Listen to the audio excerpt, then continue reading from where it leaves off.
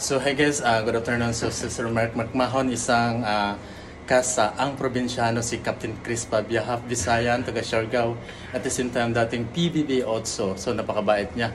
So it's the third time na makita ko si Sir Mark. Si Kuya din, sobrang bait.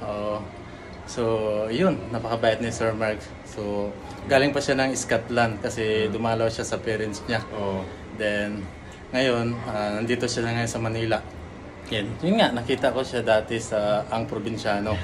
So, every time na makita ko siya, napakabait, hindi talaga nagbabago. So, yun, kaya... Never change, always be nice. Thank you. Totoo. Amping ka mo dito sa mga Mindanao, Cebu.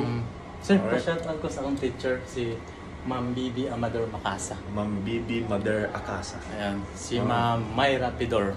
Si Ma'am Myra Pidor. Si Ma'am Yen Bulilan. Yen Bulilan. Si Sir James Villalon. James Villalon. Sa akong high school na teachers. Thank you. Guys. Thank you.